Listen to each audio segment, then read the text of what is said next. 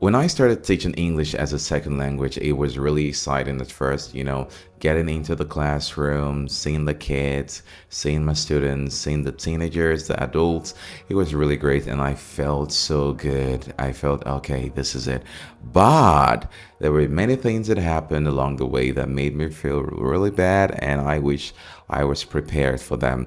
So it was all about expectations versus reality. What are some things that you need to know before going into ESL? These are some things I wish I knew before diving into the world of ESL, and that's what I'm going to talk about in this video. If you're new here, please subscribe and leave a comment. Let's engage, let's share ideas and information together. Number one, being an English speaker doesn't necessarily equal being an English teacher. So you might assume, oh, I am a native speaker. I've been speaking English all my life, so I can easily just walk into the classroom and teach English. No, it doesn't work like that. There are some skill sets, qualities like patience and so many other things that you need to know before getting into the industry. And it's not an industry that you're just going to walk into. You need to be qualified to do that. And some of the qualifications you need to get is a certificate in TEFL or TESOL and all of this, and even your bachelor's degree and so many other qualifications depending on the institution that you're going to be working with. Yeah, so don't just think you are an English speaker so you can just teach English. It doesn't work like that. Number two, classroom control is everything. At first, you're going to think that teaching is all about lesson plan. It's all about the PowerPoint. It's all about putting the games in place. And no one's going to tell you that the control of your classroom is going to really tell how good you are as a teacher. So classroom control is everything. How you can be the king of your classroom, how you can control what goes in there and what comes out, how you can control the actions of the kids. And you tell them to sit when the class is all rowdy, it's all noisy, they're all going crazy. How can you tell them to, stay still and coordinate themselves when it seems like they're so bored and they don't want to listen to you? What can you do? What are the things that you need to do to be in charge? So I think classroom control is all about being in charge of your classroom. What do you need to do to be in charge of your classroom? You are going to need to learn that. And in learning that, you're going to have to put in the work. Number three, get a mentor. When I started ESL, I thought all I needed was just the qualification, get a little experience, get prepared and all of that. No one told me that it's very important to have someone that you have to look up to, someone that you have to learn from, someone that you are going to take tips from. Go online, find people who are really good at teaching English as a second language. Follow them, subscribe to their channels, and you have to study their patterns, study the way they do their things. And for a start, you might want to imitate what they're doing. You might want to, just copy and paste, And over time, that's before you actually groom yourself to be independent. In terms of your experience, and that independence is going to come from experience, but you're not just going to get the experience automatically. You need to learn, have someone that you can learn from, have someone that you can possibly run to physically, have someone who's going to give you the suggestion. And it's not just about learning from them. At some point you're going to want to feel like giving up, you want to stop, you want to quit. And that person is going to tell you everything that you're feeling right now. I have felt it and I know how it feels. So stay still, stay calm. You're going to pass through this phase and get to the next and better phase. So that's why having a mentor is super, super important. Number four, especially when you're dealing with kids, you're going to have to know that your energy sets the tone. Yes, if you're dealing with kids, you need to know that your energy is very contagious. All right, so if you're feeling dull, the kids are going to be dull. If you're feeling happy, the kids are going to be happy. If you're feeling, I know it doesn't just work automatically like that, but in most cases, whatever you give to the kids or your students is what they're going to give to you back. That's why when you are a happy teacher or you're a teacher full of energy, when you're going into the classroom, your kids or your student can feel the energy and it's going to affect them. So when I started teaching ESL, initially several years ago, I usually am this person who wouldn't take breakfast. I skip breakfast a lot because I'd always wake up early, and as a single guy living alone, cooking early, making breakfast in the morning looked so far-fetched for me. So I'd always go to the classroom early, and my TA was always noticing that, and she'd say to me, "Did you have breakfast?"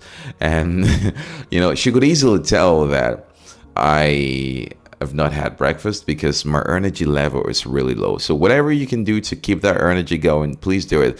Get quality sleep, eat well, live healthy, get some rest. Super important because your energy is super, super, super, super contagious. Number five, visuals and props are lifesavers. I know that you have the whiteboard, you have the marker, but that's not enough. If you want to really get the attention of your students, you need good visuals. You need to prepare your PowerPoints to be really captivating, really catchy. You need to prepare your quizzes, add the sound effects, the characters, just make it really lively. You need flashcards, toys. You just need everything to get their attention so they can be like, "Oh wow." Even the one who wants to doze off can just wake up and say, "Oh, what is that?" All right, so you need to really prepare. That's why ESL is not just what you jump into, because you're teaching English as a second language. You know what that means? You're teaching people that do not speak English originally. Some don't even understand at all. So how can you pass this message? You need to go extra mile. You need to go the extra mile to actually teach English and pass the message to these learners who are learning English as a second language. Number six is cultural awareness. If you're teaching ESL in a country, you need to know the customs of that country. You need to know the traditions, what is acceptable in your country, or some things that are okay to teach in your country, or patterns, the styles, the method is not the same as that culture. So why is it also important to know this? Because you want to align your teaching with the cultural practices of that place. For example, I teach in Vietnam currently, and I want to involve my students. I want to teach my students about their culture in English. For example, the Vietnamese Tet holiday, the Moon Festival, and so many other holidays and cultural things that they should be aware of. And I have to pass this message. What they know in Vietnamese, I have to bring it to them in English, and they can say, "Oh, this is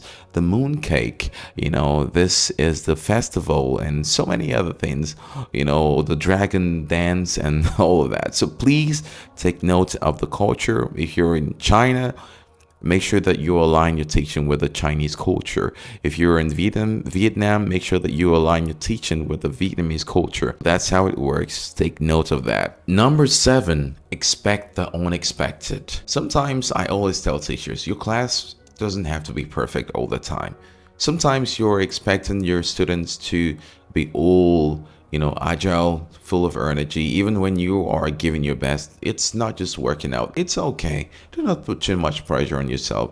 Don't think that you are doing terribly bad. Do not think that you are the problem. You are not always the problem. Sometimes the students have their own personal issues dealing with. And the mistake we make sometimes is we think that these learners have no problem at all. They have problems. We've seen cases where learners have decided to take their own lives because they felt a lot of pressure. So these kids are pressured. It doesn't matter the age. Even a 2-year-old is yawning in the class. It doesn't mean that you are the bad teacher. Maybe that child didn't get enough sleep the last night. Maybe that child is stressed. Maybe that child is hungry. Maybe that child is thinking about a lot of things that relates to his or her age group. So do not think you are the problem. So always expect the unexpected. Your class doesn't always have to be perfect all the time, but I need you to strive and reach out for perfection, even though it is not possible. But please do this and you'll be really glad that you did. Number 8, simple English is really powerful. You might think that you need all the complicated English or vocabs, to communicate with your kids or your students, but it's not always the case. Sometimes you might just say things like okay or not okay. Just as simple as that, they can really grasp the meaning, understand what you're trying to say, and they can get it. Or sometimes I can even say words like yummy or not yummy.